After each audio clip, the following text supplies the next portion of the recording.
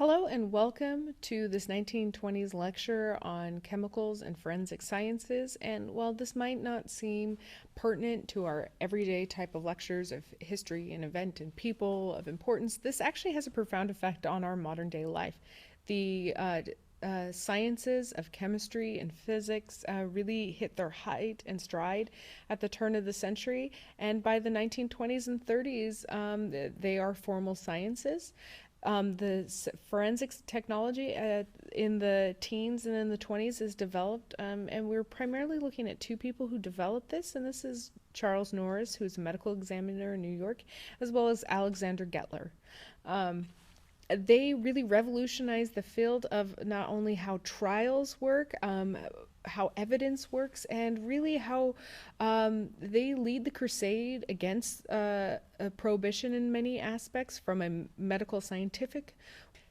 Gettler and Norris lead the way in how forensic testing and testing is used within the court system, and we are going to be talking about that. It's important to note by the 1920s, America had been remade with the use of chemicals. Chemicals and were extremely vital within World War One, and some of the technologies that are developed for world production, such as plastic, cellophane, nylon, and polyester, come out of the war. And from this new, just to have an understanding with how this old materials are then used, this new modern chemicals, and have altered use. For example, this automobiles and airplanes use steel that had been hardened, rubber that had been vulcanized, and petroleum that had been refined. All of these chemical processes are done on an ever increasing scale. Crops were fed with chemical fertilizer and protected by chemical pesticides. Bountiful harvests come out of along with this with chemical disinfectants, antiseptics, chlorinated water, helps to reduce the amount of infant mortality, as well as extending the American life by up to 10 years. Chemicals, the chemical revolution, which is this often is called, paved the way for also the most destructive conflict in history. The Great War used a lot of these hardened steels, explosive flamethrowers, poisonous gas, and often World War One is known as the Chemist War. And as a result, after the revulsion of chemical weapons use within that war, it was banned by the great powers, and that's why if you're looking at the chemical usage within Syria today, is why it's so startling, because on almost a global scale that we decided not to use chemical warfare. But not only that is regulated within the war context, however, outside there are no limitations on chemicals within everyday life. Numerous things that we think of today as dangerous poisons were just normal material that was used in grocery stores or in your pharmacy, in your cosmetics. They were in pesticides. They were pharmaceutical companies were not required to test their products before sale, and companies didn't have proper labeling systems at the time. So you're living in a world that's sort of that is fully integrated and fully saturated with dangerous compounds to people that they don't understand. In 1923, New York was on a brink of becoming the largest city in the world. It had already was the most cosmopolitan within America, and almost half of the city's population had been born abroad, or migrated from African Americans to the South, known as the Great Migration, as we talked about in the introduction. And it was going through a spectacular renaissance. The entire city was buzz. And out of this, you have two people that kind of shine. One of them is Alexander Gettler. Now, Gettler was from the Lower East Side, Brooklyn. He pursued many pastimes, including, besides his devotion to his work, which he was profoundly devoted, he followed the Yankees. He was big on poker and competitive bowling. But his real passion was not, besides his work, was horse racing. And he spent endless hours in the horse tracks, lost in calculations and doing odds. He had a great scientific mind. He had married an Irish Catholic school teacher named Alice Gorman, and despite objections for marrying because he was Jewish, Gettler ended up winning over his family, and he wanted to prove that he was a good, a devoted husband and father. But Gettler he was a stickler for rules, and he never made a fuss about certain things that his family did. But really, one of the things that he detested most was prohibition. He viewed it as vile and really not worth the time. Charles Norris, who saw Gettler's potential when it came to scientific studies, and he read some of his papers, ends up when he forms a new medical examiner's office. And before this, anytime you had dead bodies within a city or in a county and stuff, you had a coroner, and coroners were typically they're still elected now, but at the time you did not have to have any medical degree. You did not have to even know how to handle a dead body. So most of the coroners were just kind of people that were hired by the city, didn't just let the bodies go by, and really didn't delve into the cause of death, or didn't know how to. They just collected paychecks and then went for more elected. So Norris was really upset about this. Norris has a field in medicine behind him. He has a great education, and he's from a wealthier family, which ends up having problems with him towards the end of his life. But he really wanted this dedication of changing how people viewed the dead, and same with Gettler. And so they kind of team up together. Norris as the medical examiner, which he creates that office, and Gettler, who does a lot of the what will be known as forensic testing. So both of them had a crusade against the prohibition, and they did this because they kept seeing different things happen. And we're going to talk about these different poisons and how they approached it, and how they really get out the word that prohibition and also chemical use within the 20s and 30s needed to be regulated. And so the first chemical poison that we're going to be looking at is methanol.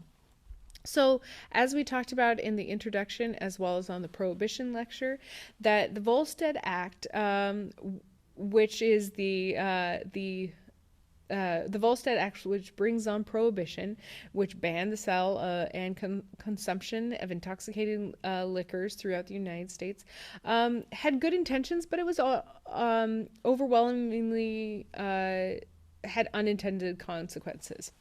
Gettler and Norris, from the start, opposed prohibition. They had predicted that people would look for other sources of liquor, and that they would, to some degree, be poisoned. Gettler and Norris recognized that people weren't going to stop drinking simply because of a law that had been passed. As we had talked about previously, it's like speed limits. You are supposed to drive the speed limit all the time, but people speed, and that is breaking the law, technically. And people don't see that as necessarily a bad thing in many ways, unless you're excessively speeding. And this is how alcohol was viewed. And they understood that just stopping people from drinking outright and making it illegal wasn't going to get people stopped. They knew that with eventually the good quality of alcohol was going to be gone, or only for people who could afford it. And so you would have people at home, the poor, the impoverished, who would have home stills, and they didn't know the science behind it and the chemistry behind it. And so what are they going to put in this? They're not going to be putting in grains and whatnot that they don't have access to. So instead they think that they can put in any organic material. And so people began to distill sawdust. Now, when you're distilling sawdust from furniture, this it creates distilling wood. You're creating methanol. Now, methanol breaks down the body pretty horrendously. When it's breaking down inside of your body, it produces formaldehyde. Now, formaldehyde is used to embalm bodies. It is quite poisonous, and we're going to talk about it. And then, not only does methanol inside your body produce formaldehyde, it also does formic acid as well. And so it destroys optic nerves, makes your vision go blurry, and blindness as well. Victims also suffer from acute nausea, then seizures, and then descend into a coma. This is awful poisoning, and it doesn't happen instantly. This breaks down the breakdown of methanol into formic acid can take up to 5 days, and it is like your body is brewing its own poison. So what happens is, as a result of prohibition continues, Gettler and Norris become obsessed with methanol. They want to wholeheartedly stop this poison, and even just so much so that they even Gettler devises a portable test for methanol. And what he does out of this, so that policemen could go around, if they find someone who looks like they're exhibiting the symptoms, that try to get them to the hospital, or even for if they discover a body, how to test it. So this test that they end up creating is what they would take. And also this portable one was to use for speakeasies and other illicit alcohol. So what they would do is they would tell the policeman to take whatever the person was drinking, and to confirm whether it was methanol or not, you would heat up a hot rod of copper, and then you would drop it in the drink, and you would smell it. You would take a whiff of it, and it should smell like formaldehyde. And as much as Gettler tried to push this and Norris tried to push this, they were having a problem stemming the tide of how many poisons were resulting from this.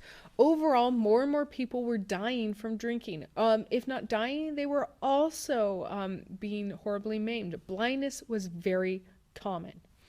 And they were not natural deaths, and they were toxic substances. These were poison death. And Norris, for his part, did everything he could to publicize the toll prohibition was having. He wrote articles, he gave interviews, he did lectures, he met with higher up officials. He spreads the word not only within New York, but around the world, around the U.S. as well, as saying, don't do these things. They are trying to warn people, do not distill using wood and other methods. They were campaigning for that. They would also campaign with body counts, and they made sure they meticulously recorded all deaths due to methanol.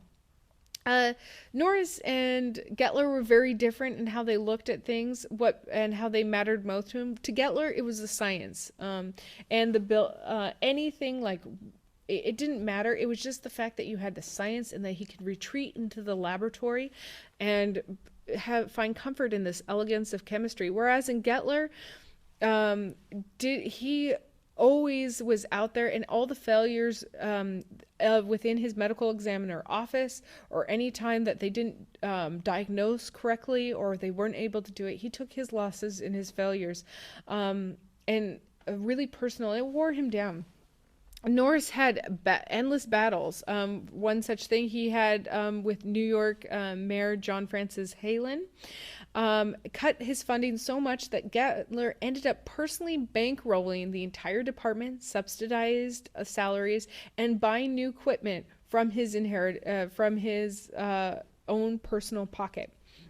And every time Gettler found new poisons and Norris found new causes to go against, they ended up getting more adversaries, and it became more and more expensive to do this. And largely, Norris himself funded this team, and they were going against increasingly more opponents that had larger funding. And so the next poisoning we're going to be looking at is lead. And in 1924, Norris came up against one of the most lucrative poisons of all, and this is lead. And okay, lead was one of the oldest poisons. A factory in New Jersey which is later renamed as the Looney Gas Building, and started noticing weird things happening to their employees. The employees began to do strange things. Their memories started having problems. It got very irritable. They ended up developing what was deemed as dementia in retrospect. And on October 24th, for example, Ernst Ulgert became very delirious at work, and he ends up dodging around in terror, shouting, there are three coming at me at once. And he ends up going to a second floor bedroom, walking out and of the window, and he's later found lying in the street before someone takes him to the hospital. No one knows how long he lied there, but they were noticing these crazy things that were happening. A 24-year-old from the same factory named William McSweeney started acting strangely, and his sister-in-law ended up calling the police, and it took 4 men to get him into a straitjacket. And the press for this, the spokesman for the company said, oh, these men went insane because they were working too hard. But all the victims at this particular plant began noticing that all these victims of the plant had one thing in common, and this is that they were working on a new form of gasoline for the auto industry, and this is leaded gasoline. So the engineers had recently found that small quantities of tetraethyl lead that was added to gasoline made it burn more efficient, and that the engines ran cooler, more quietly, and delivered more horsepower. So Standard Oil and General Motors ended up forming a corporation. They became the sole provider for leaded gasoline, and they picked the name ethyl because they didn't want to use the word lead. People already understood that lead was an issue. They didn't want to be associated with it. So instead, they end up advertising Standard Oil and General Motors ends up advertising the fact that they had this new magical formula called ethyl. And just to understand that 1700 years before the introduction of ethyl, a Greek physician had observed that lead caused the mind to give away. So tetraethyl lead had been developed in the 1850s, but it was never widely used because it absorbs into the body too quickly. If the dangers had been known for the tetraethyl lead, the dangers of tetraethyl lead were well known and understood, but the financial implications were so great. So in the 20 years, just to understand, the 20 years since Henry Ford introduced the Model T, cars had transformed America, as we talked about in the introduction, that cars were everywhere. A vast infrastructure ends up forming, and so there are assembly lines in Detroit, there's roads that cross all across America, there's filling stations that down to the country line, and 6 billion gallons of gas were sold in the United States every year. 6 billion gallons of gas. So in theory, if gas was leaded, Standard Oil and General Motors would make a profit on every single drop. But what was coming out, these headlines coming out of New Jersey were putting them in jeopardy. All these people going crazy in the Looney gas buildings. And so General Motors and Standard Oil end up doing a big press conference in New York City with conference with an expert known as Thomas Midgley, the inventor of leaded gasoline. And so what they end up doing is they're showing how safe it is. And so Thomas Midgley, famously, he washes his hands in the bowl of tetraethyl lead. He is showing how how good it is, and that it's not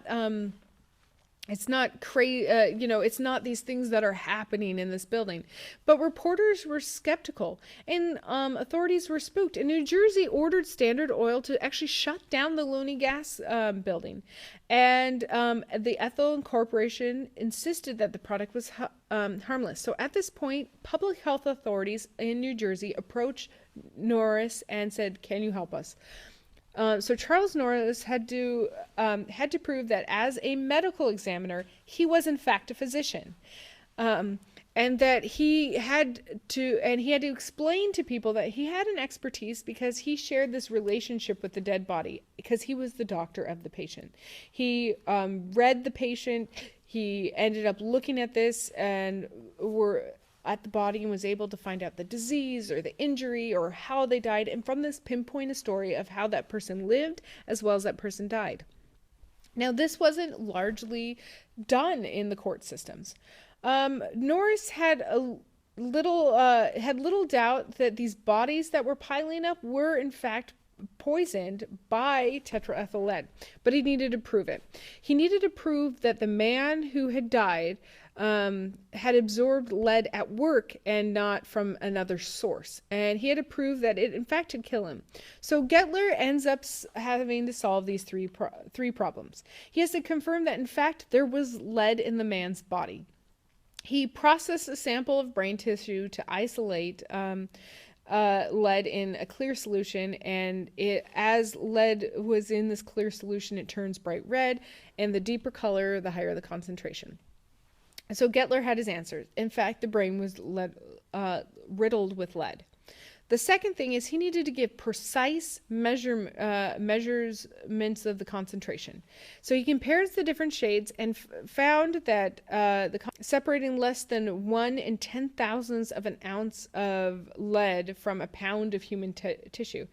And it's a very arduous process, and it ends up giving Gettler a precise number of how much lead. And then he had to trace the lead through the body to show that, it had been deposited in the body. So he ends up doing these grueling procedures on the men's bones. He boils them down. He does the clear solution. He tests it. And so he finds that it not only was lead in the man's bones, but it was in his brains, lungs, livers, and kidneys. So he was thoroughly poisoning. And this is monumental work at the time. This is pioneering work in the understanding of lead and how it travels through the body. And they found that, in fact, this person who had died had chronic tetraethyl lead poisoning. They were inhaling it through the air and absorbing it through their skin. So when you inhale something particularly such as lead, it is carried into your blood stream and then deposited in your tissues, particularly in your brain cells. Brain tissues, not cells. And Norris was very angry by the results they're having. They're saying, how can you say that this isn't a thing? They said, look, there is and his quote is, "There was an astonishingly large quantity of lead in the brain and body of this man," he told reporters. "And this is such a dangerous compound that we need to take it out of gasoline now." Now, the authorities do listen. New York City bans leaded gasoline. New Jersey bans leaded gasoline. Philadelphia ends up banning leaded gasoline. And it looks like a trend. So what ends up happening is Standard Oil and GM go to President Calvin Coolidge. And they say to him, and Calvin Coolidge is, during this time, he is a big, small government guy, no regulations kind of guy. He wanted the government to be smaller and smaller. And as we had talked about in the introduction, that's very odd for this period where other countries and other people are kind of expanding how the federal government works in the respectable countries, and what ends up happening is Calvin Coolidge is not like that. He does not like regulation. He consistently goes against people who are strikers, and Standard Oil and GM end up going to Calvin Coolidge and say, okay, can we work out a deal? And Calvin Coolidge ends up doing something. He appoints a panel of experts that are only strictly industrial scientists, so no one outside of it. And in January 1926, the panel comes back and they recommend wearing gloves and a mask and precautions for workers to control that. But they also say that, the exposure is too low to be concerned, and dismissed Norris's plea for a ban. As a result, the federal government lifts all restrictions on the sale of leaded gasoline. So ethyl would be added to 90% of all gasoline sold in the United States. And overjoyed, Standard Oil spokesman likens this as a gift to God. Now what happens? As a result, and remember I talked about the inventor, Thomas Midgley, and how he was washing his hands in this leaded gasoline? Well, he ends up having to take a leave of absence from Standard Oil because he's diagnosed with lead poisoning. And he ends up dying. And this is a very bitter defeat for Charles Norris. And he ends up having to go on holiday because he's almost at a nervous breakdown at this point. Well, what ends up happening is both Charles Norris and Gettler and also the people of Standard Oil and GM knew that with leaded gasoline, it's not only the people handling the gasoline that's problem, it's the fumes from leaded gasoline in cars ends up poisoning the air. And so every passerby of anyone from a car that is breathing in this amount of lead. And so it ends up poisoning the general public up until 1975, when it is finally begins the banning in the United States.